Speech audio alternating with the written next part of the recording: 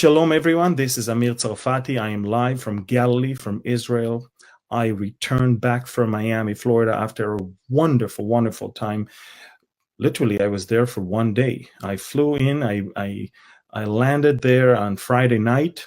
I spoke throughout Saturday and Sunday afternoon. I returned to the airport to catch the plane back home that brought me literally from the airport. I came home, changed, took a shower, changed, and immediately went to vote with my family. And from there, we celebrated my son's 15th birthday. And from there, we were glued to TV until, of course, the exit polls were published.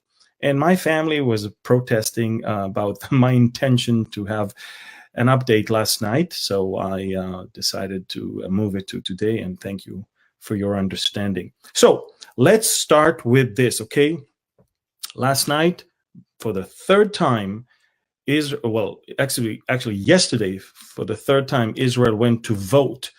And the reason why we went to vote for the third time is because we are in a political deadlock, which means there is no side on the political map that has the 61 seats that are required to be able to form a government. And I will explain to you what it means. I'll even show you two different charts here that will make you understand the complicated Israeli political system, unlike the one in America or many of those in different parts of the world. We are a parliamentary democracy, which means we don't vote to a specific person. We vote for the parliament, which means we vote for parties. The leader of the largest party is normally the one that the president of Israel is giving him the mandate to form a government. The problem is when you have a parliament made of 120 members, you need at least 61 in order to form a government. Why? Because you need at least 61 votes to support your government when there is any vote in the parliament, especially non-confidence vote, which means they can topple the government. So you need 61 hands that will vote yay with a government. And if you don't have them, then you'll never be able to function. Now, you can, of course, you can try and dare to present before Parliament a government with only less than 60, but it might fall within a couple of days. So there's no point of doing that. As of now, let me explain to you what we have right now. So I'm going to put on the screen right now, I'm going to put, as you can see, a chart with the results as for now. And let me explain why it's not final. There's roughly 400,000 votes that have not been counted yet. And that is a huge, huge, huge, huge difference. Just a second, folks. Okay. Speaking to my little boy. I want to show you something with him in a few seconds. So what we have here, as you can see, the Likud party, Netanyahu's party, basically reached 36. Some say by the time we end up counting everything, it might be even 37. The opponent party, the one that wanted to be Netanyahu, instead of Netanyahu, the prime minister, they only reached 32 seats, which means they are no longer the largest party, and they cannot even try to lead in order to form a government. And we have the joint list, the 15 seats. This is the joint list of all the Arab parties in Israel. It's consisted of 4 major Arab parties that for the first time this year join hands to form one list in order to get a powerful influence in the government, in the parliament, and they reach 15 seats. This is unprecedented, and this is from last time. Arabs actually went up. Arabs went up 10% in their showing to vote from if I'm not mistaken, 59% came to vote to 69% this time, which is a huge, huge thing. So we're talking about that. Then you have the Israeli ultra-Orthodox parties. One of them is 10, one of them is 7. Then you've got the far left party is 7. You've got the Avigdor Lieberman party, which is the one that is giving us all the problems. It is 7, and we've got the right-wing party, which is 6.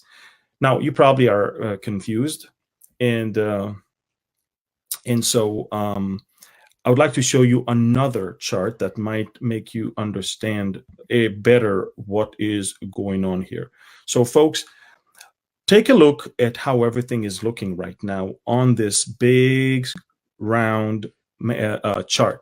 You can clearly see that the right wing only has 59. If you take the Likud, the ultra-Orthodox, and the right wing, and if you put them together, they only reach 59 seats. On the other hand, the left in Israel is nothing but 39. If you add to them the 15 of Arab votes, they're already something much greater. And if you put the 7 of Avigdor Lieberman, who was Netanyahu's chief of staff, and now he is his biggest rival right now. For some reason, he hates Netanyahu more than he likes Israel, and he's willing to send us probably to a 4th round of elections. That's where we stand right now. So yes, Benjamin Netanyahu last night had a landslide victory when it comes to a great comeback from the last elections, where he only reached 31 seats to a 36-37 one. And he's definitely the leader of the largest party in Israel. So there is no doubt that Netanyahu will have to be the next prime minister of some sort of government. The problem is that he needs 2 more votes in order to form a government.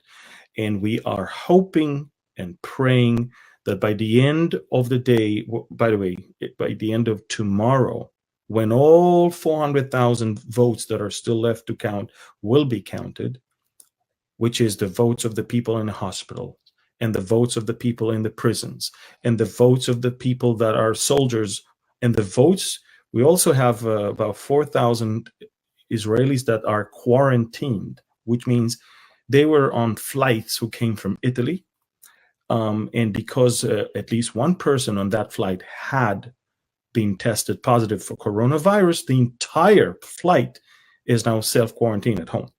Well, we don't take risks with them, so we gave them different booths to vote in, and so 4,000 of them showed up.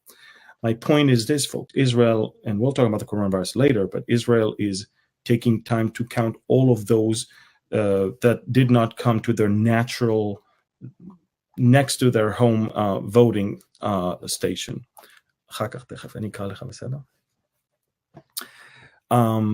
So we are having that. By the way, Elon, I want to show you something. So Netanyahu won last night, and my little boy, Elon, went to school this morning. We live in a very liberal town. All of the people in this town are either left-wing or all the way to voting for Arab parties, although they're not Arabs. So my little boy comes to school, and today they had a Purim party where you dress like someone or something. And my little boy, because maybe his father is talking a lot about Donald Trump, he went to school, and first he was confronted by friends because he said that he supports Netanyahu and his family voted for Netanyahu, and everybody were not happy with that. But then when everybody put on their costumes, come over here, Elon. Look at this little boy. Okay, this little boy is Donald Trump. Okay, so okay, let me show you this. Okay, and he was the only one that was a Donald Trump person in the school, and he didn't understand why people didn't care much about that one as well. We are a very different family here in our town. We're conservatives. We love Donald Trump because he's a great friend of Israel. He's also a great friend of Bible-believing people, and he's having great biblical policies. And we love Benjamin Netanyahu. We believe that he is a great leader, a lover of Israel, and conservative.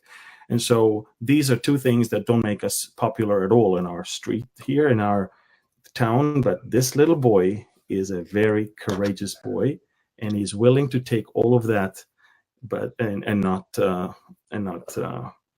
get scared. Do you want to say something to everyone?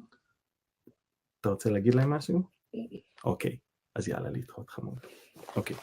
So that was that was Elon, the one that I asked for prayers for. As you remember, he was very, very sick 2 weeks ago, and thankfully he has fully recovered. He's good, and we thank you for that. But anyway, let's go back to the chart. As now you can see, Israel by tomorrow might know if we have those 2 required seats, or there are one of 3 options.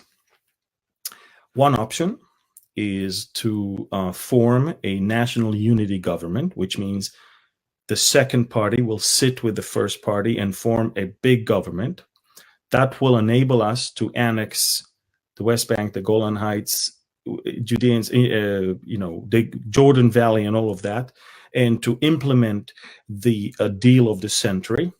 The other option is that some from the left parties will defect to the right blockade and help us form it. And the third one, believe it or not, it's on the table, is 4th round of elections. Now, I know it sounds almost unbelievable, almost imaginary, but this is an option on the table today. So again, my prayer is that by next week, Netanyahu will find either will count and find 2 more mandates, 2 more seats that will be there, his, within those 400,000 that their votes were not counted yet, or my prayer is that a couple people will just defect and move to Netanyahu's side. I don't think that national unity government can work, only because I believe that the other side is interested in removing Netanyahu no matter what. And Netanyahu is not going to allow that. So it won't last too long before the government will dissolve itself if we have a national unity government. I prefer the other first 2 options. And so that's where we are right now. And I'm going to remove now, I'm going to go these 2. And so I hope you understand right now that yes, Netanyahu won. Yes, he's the leader of the largest party in Israel right now. Yes, it was an amazing comeback. Yes, he called it the sweetest victory of his life. And yes, it was unbelievable, and we were very joyful and very, very happy last night. But again, until we get 61 votes, we won't be able to say we finally have a government. We finally don't have to go to another round of elections. We finally don't have to lean on somebody else's defecting from another camp. And we finally, and that's what I care more about, is we finally can move forward with the historic opportunity to annex all the Israeli settlements in Judea and Samaria, all of the Jordan Valley and the northern part of the Dead Sea, and all of that. So that's, of course, part of the deal of the century. This is a one-time thing. Israel has never, ever, ever had anything like that since we were established in 1948. All the deals were horrible for us. This deal is actually probably the only one we can live with. Do I like the fact that it says on the paper Palestinian states? I don't. Do I think there will be one? No, I don't, as I told you that. But again, the fact that every single Jew that lives in Judea and Samaria will stay in his house, and the fact that the Palestinians will have no border with any other country from where they can smuggle weapons or terrorists or whatever, and the fact that Israel for the first time will have borders recognized all around, and will be able to finally remove this question of land for peace, and we move forward with prosperity for peace, then of course things will be better. Now, people, you have to understand, I don't believe that this peace is going to bring peace. That this is all about, I mean, that's we're going to be now living forever and ever in great harmony with who we have here. But I do think that this is an opportunity for us to get more and to give nothing.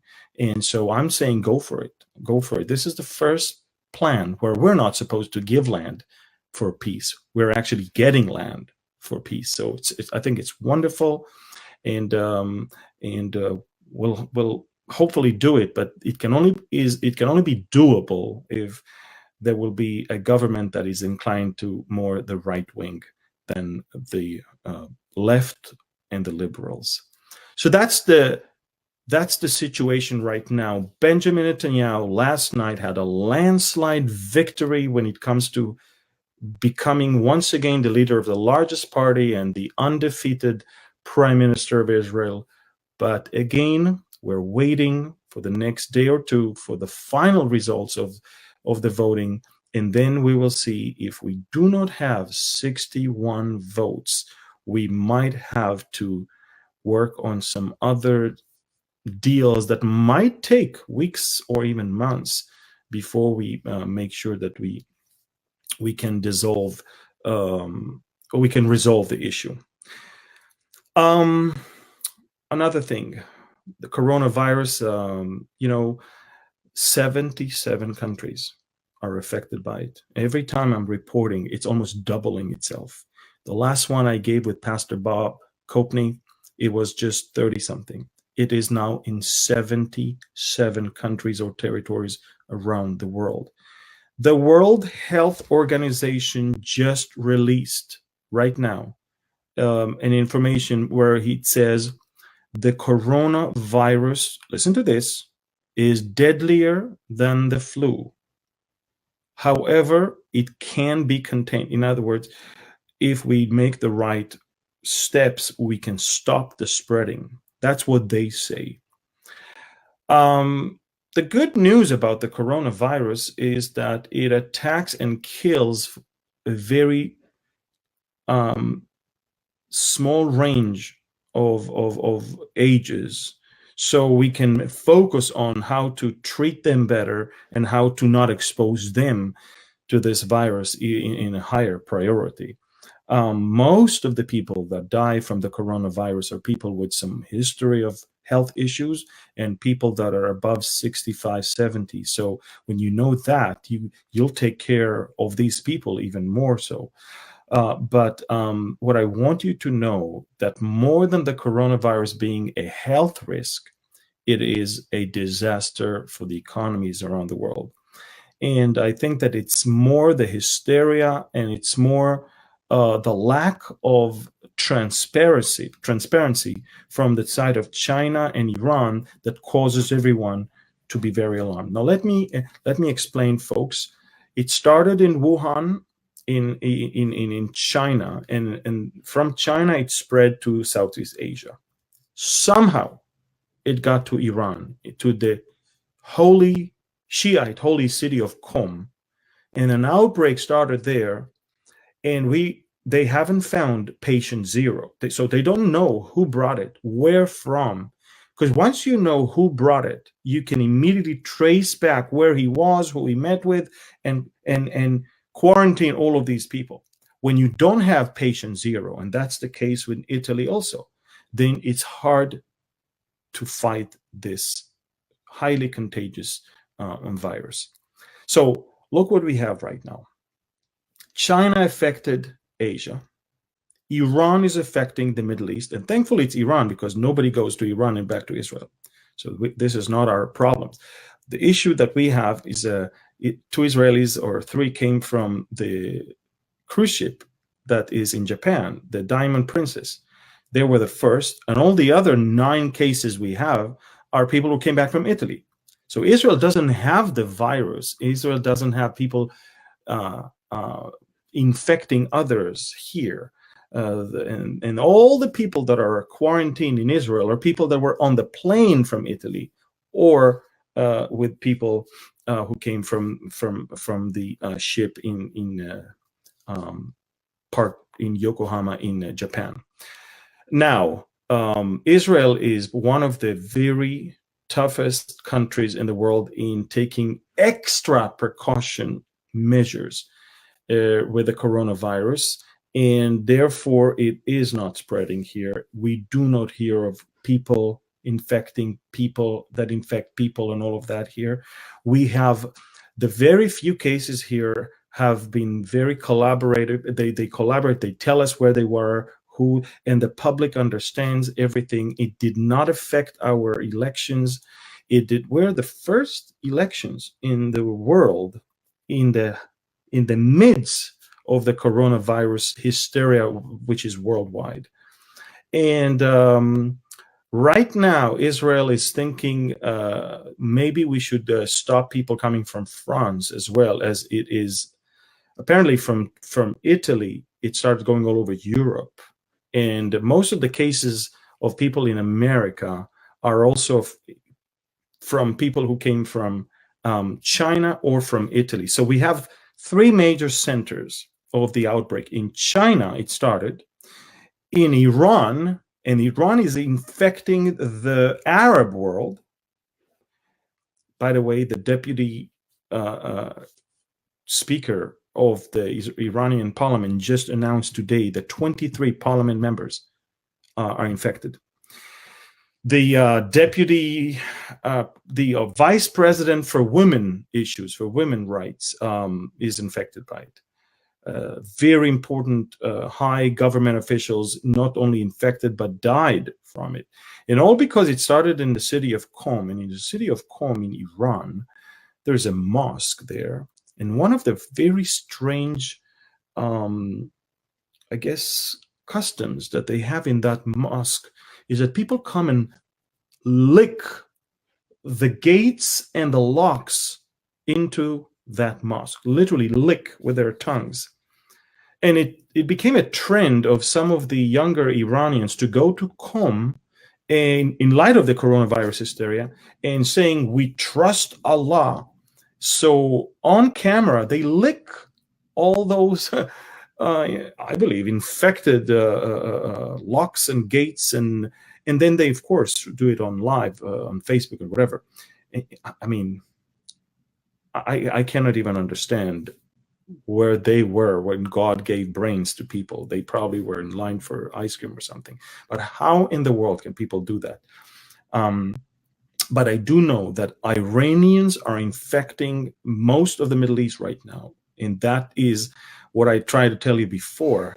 Iran is now more isolated than ever before in its history.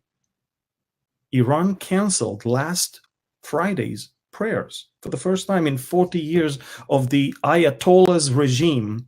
Last Friday, there were no public prayers in any mosques. Do you understand what's going on there right now? So my point is, Iran has never been so isolated, and all of that is not because of any of its policies or any of its shenanigans or any of its supporting terrorism or attacking or striking. It is because of a tiny little microscopic virus, which is phenomenal. Again, even in Italy, patient 0 has not been identified, and therefore they're clueless. They don't know what to do. It's affecting. It started in the Lombardy county, which is where the city of Milan is, and all over northern Italy. But it's before we knew it, it spread down to Rome and now to Naples and other places all around the country. And the problem is, let me explain. Italy is one of the most toured and visited countries in the world. And because they don't know patient 0, who patient 0 is, tourists who are visiting sites, they're exposed to a lot of people breathing, and they go to restaurants and they go to tour sites and churches and other places. And because there is no knowledge of what is going on there and who infecting who and what, many people go back home to their countries from, and then that's when they, without knowing, infecting others. And the other thing about the coronavirus, which caused me to believe it's a man-made virus, is the fact that this is a virus that has the longest incubating time of up to 27 days. And it also is a virus that will not, that actually is a super contagious, more than you can imagine. So here we are in an amazing pandemic that took a long time for the world to understand that it's there. But what you see is economies around the world that are affected by it. Now, people are asking me, Amir, is it safe to come to Israel in light of the coronavirus? Well, let me tell you, Israel is one of the safest places in the world from the coronavirus. And why? We know exactly who has it here, and we know where he came from. So we can track down where they were, who they met with, and all of these people are quarantined. Therefore, the Israelis are not, we only have 10 to 12 cases, and we know all of them, and we know where all of them had it from. And again, it's either coming from Italy or coming from China or from the cruise ship, excuse me. And we have everyone that ever came in touch with them quarantined, and none of them became sick, by the way, but we quarantined them just in case. So Israel is probably the only country where you cannot say that thousands of people walk with the coronavirus and they don't even know they have it, because we know exactly who came with it, when, how, and we take good care of it. So yes, our tours are going on. In fact, we have big tours coming to Israel. We have no problems with it. And I would be more, I guess I would be more afraid to stay and just be about my own business in America or in Europe, certainly in Southeast Asia, than to be in Israel. When I arrived in Israel from Miami, I had a sigh of relief, because I know that here I'm very safe and secured from this.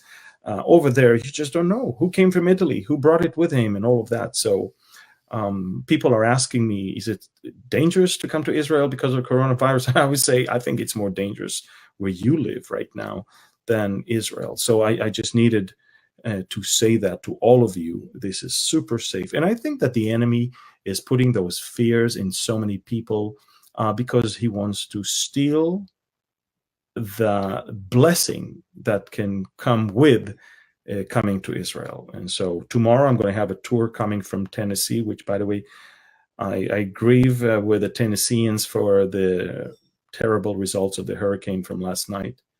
And I think it's a tornado. I'm not sure. At least I know of a toddler that was found dead. But devastated areas. I've seen pictures of before and after. It's terrible. I also wanted to talk for a little bit about this situation in northern Syria. Ladies and gentlemen, we already talked about it before, that at the end of 2018, let me start with this.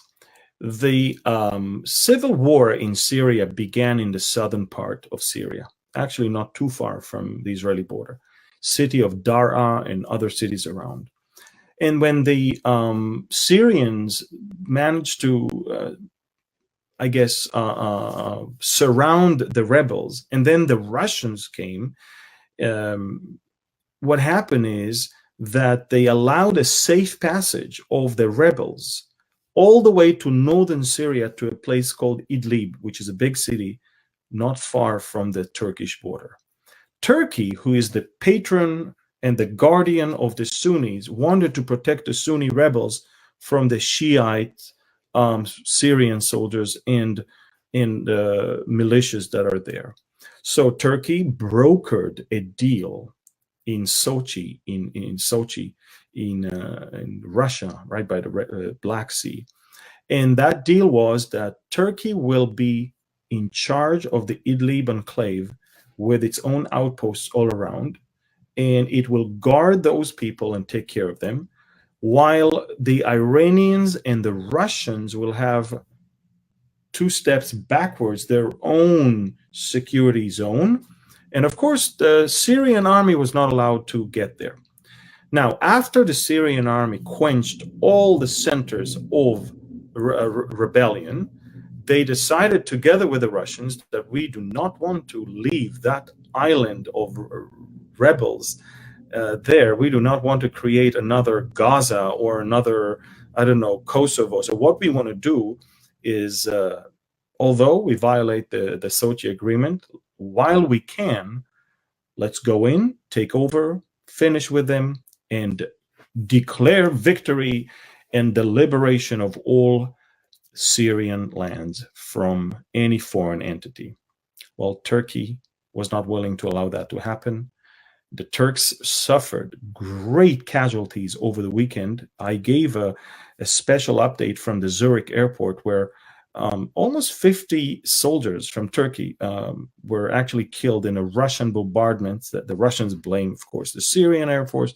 The Syrians said, well, we don't have those airplanes flying over there. Anyway, long story short, Erdogan got so angry that he started 2 days ago Operation Spring Shield. And he is now streaming into Idlib area thousands of tanks and armored vehicles. But for the first time, ladies and gentlemen, UAVs, the big drones, the killer drones, are now the major players in this whole thing. And Israel is watching from the side. We're watching how Turkish UAVs and Russian UAVs, I mean, the warfare has changed dramatically from F-16s and Sukhois and all of that, which, by the way, Turkey's F-16s gunned down and shut down a Syrian Sukhoi 27, which is made in Russia, very old one. And I mean, real planes are still there. Even now, another Syrian plane was gunned down.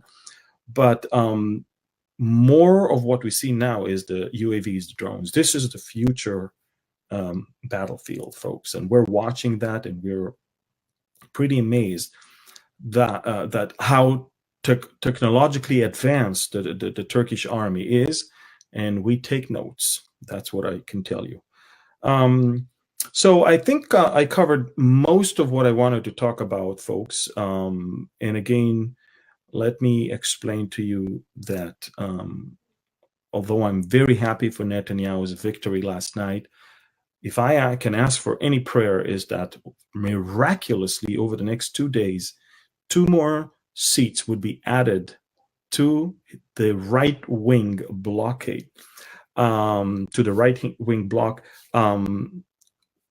through the counting of the last 400,000 votes. So by next week, we can move forward to start or form a conservative government in Israel. So this is basically it. Last thing I wanted to tell you, folks, is that the Miami conference was unbelievably blessed. Hundreds of people showed up. And I also want you to know that one of the messages I gave there was the satanic plot to reduce Earth's population. And I went through a lot of things there. One of the things I mentioned is, of course, the vaccine trap. Well, not only in America, but it's all over the world, but in America it's huge. One of the people who came to the conference, who sat in the first row, was Dr. Wakefield. Dr. Wakefield is the one who produced the movie Vexed, Vexxed. Is an amazing British doctor who was exposed to the scam of the vaccines. He saw how terrible it is. He was not going to participate in this, but yet to expose it. And it's a long story, but I would like to host Dr. Wakefield in the next few weeks to tell us what he found out. But not only that, we'll talk more about other issues as well that I believe the globalist agenda and the globalist one world government cabal is injecting into our world, believe it or not, literally to reduce the population here. We'll talk about many other subjects. By the way, I do believe that the coronavirus is a man-made thing, and I do believe that this is part of how to get rid of people. I don't think they hide their intentions any longer, and we'll talk about that as well. We'll talk about late-term abortions. We'll talk about marriage confusion. We'll talk about gender confusion, redefining marriage. We'll talk about also the climate change. Believe it or not, climate change is calling for less marriages and mostly less children, so we will keep Earth clean. I mean, I'm telling you, I went through everything from Genesis 1 of how God is the one who told us to be fruitful and multiply and fill the earth, and how we see the demonic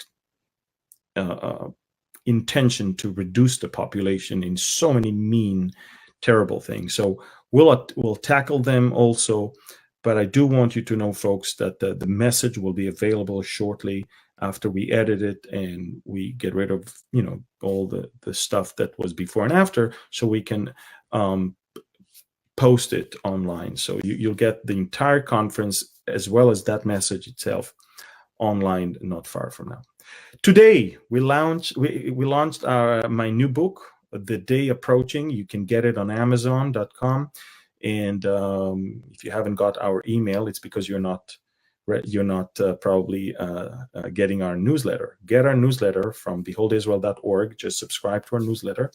You'll get a lot of stuff every week. My newsletter. We've got also the Bible Bites devotionals and many more things. Good, folks. So I think I've said everything. I think we don't want to make it longer than it is already. Thank you for listening, and allow me to conclude this with the Aaronic blessing. Yevarechecha Adonai v'yishmerecha. Ya'er Adonai panav elecha v'yichuneka. Yisa Adonai panav elecha v'yasem lecha shalom. The Lord bless you and keep you. The Lord make his face shine upon you, be gracious to you. The Lord lift up his countenance towards you and give you peace. In the midst of the coronavirus hysteria, in the midst of all the wars and rumors of wars and tornadoes and hurricanes and pestilences, the peace that surpasses all understanding, that can come only from the Lord of peace, who is also not only the truth, the way, but also the life. And he wants us to sanctify life and not death, to cherish life and not death, and to promote life but not death. He does not want to reduce Earth population. He wants us to all come to the saving knowledge of Jesus. And it's his name we pray. Amen. Amen.